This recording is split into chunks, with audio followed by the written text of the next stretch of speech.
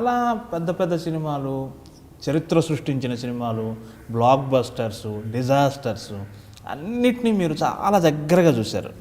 అంటే వాటి పురిటి స్థానంలోనే మీరు ఉన్నారు. అప్పటి సినిమా బిజినెస్కి ఇప్పటి సినిమా బిజినెస్కి మీరు చూస్తుంటే మీకేమనిపిస్తుంది సార్? అప్పుడు బిజినెస్ బాగుండేదండి, ఇప్పుడు కూడా బాగుందండి. బట్ విధి విధానాల్లో మార్పులు వచ్చినాయి అంతే తప్పితే ఇండస్ట్రీ గ్రోత్ పెరుగుతూనే వెళ్ళింది కానీ ఏ రోజు తగ్గలేదండి. ఓకే. ఇప్పుడు ప్రజలు థియేటర్లకు వెళ్ళి సినిమాలు చూసే ఇది వచ్చేసిందండి మల్టీప్లెక్స్ రావడం వలన.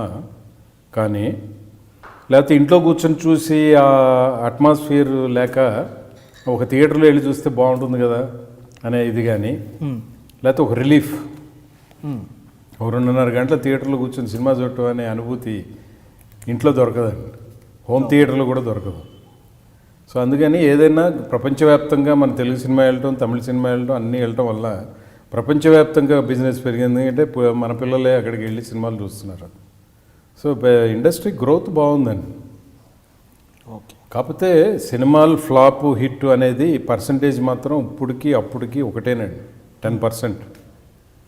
ఒక 20% యావరేజ్ అబోవ్ యావరేజ్ ఉండేది, అది పోయిందండి.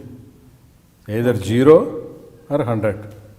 సినిమా కొట్టిందంటే 100, లేదంటే 0. ఈ 20%కి పోవడానికి కారణం ఫస్ట్ శాటిలైట్ అండి, తర్వాత పైరసీ. సో తొందరగా ఎక్స్ప్లాయిట్ చేయాలి కదండి. తొందరగా ఎక్స్ప్లాయిట్ చేయకపోతే అది పైరసీలో సీడీలు చూసేసి డివిడీలు చూసేసి డబ్బులు రావు కదండి. ఓకే. కానీ చిన్న నిర్మాతల కష్టాలు అప్పుడు ఉంటాయి, ఇప్పుడు ఉంటాయి కదా. ఇక కష్టం అనేది దాన్ని ఎవరు తీర్చలేరండి. ఎందుకంటే ప్రకృతి ఇప్పుడు ఒక వ్యాపారం కోసం మీరు సినిమా తీస్తున్నారు, ఓకేనండి.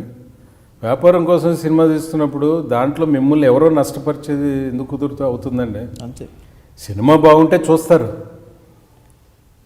ఇప్పుడు మా బిచ్చగాడి సినిమా ఆడింది, ఆ హీరో ఎవరికైనా తెలుసా? Dubbing cinema. అవును. బీభత్సంగా ఆడిందండి. అవును. మరి ఎవరన్నా ఆపగలిగారా? అవును, అంతే. సో అట్లా సినిమా బాగుంటే ఆడుతుందండి. కాకపోతే ఏంటంటే ఫెయిల్యూర్ అయినప్పుడు మనం ఎన్నో దానికి కారణాలు వెతుకుతాం. అవును.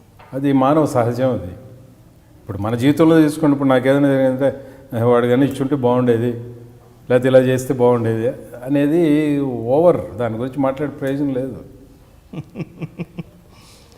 Okay. Coffee with Yamuna Kishore programme. Please watch my programme only in I dream.